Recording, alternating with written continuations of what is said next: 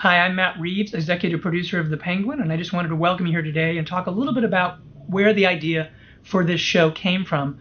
When we were making The Batman, the idea was to do not an origin tale, but the early days of a young Batman.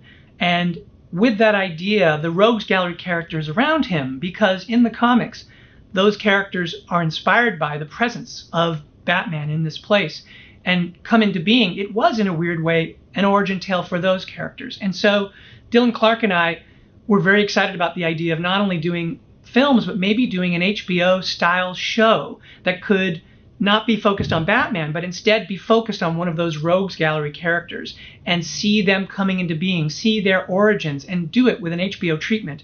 And so when we were talking to Casey Bloys and Sarah Aubrey, they said, look, the one thing we really want to do with this, they were very excited about it, is we want it to be a marquee character. And so initially, my idea had been to continue Oz Cobb's story in the second film. And so I pitched them that idea that it was kind of in the wake of Carmine Falcone's assassination, there was a power vacuum in Gotham, and that the version of Oz that's in our movie is a mid-level, not kingpin version of the Penguin, and he is mocked and underestimated, but he has a deep ambition, a sort of dark American dream sort of building within him of grabbing for power, of becoming something.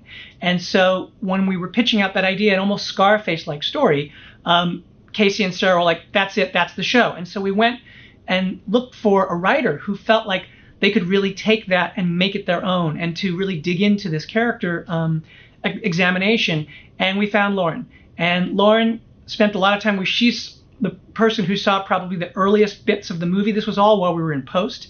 And she started thinking about, okay, if I'd said to her, I want the story to take place a week after the movie so that it is really in that moment of danger that we're talking about at the end of The Batman, that this is Oz making moves. And she came in and she pitched the story that we're all about to witness on HBO, and we're incredibly excited about it. And I think you'll enjoy talking to these incredible people here today, not to mention the absolutely astonishing Colin Farrell. So I invite you to enjoy.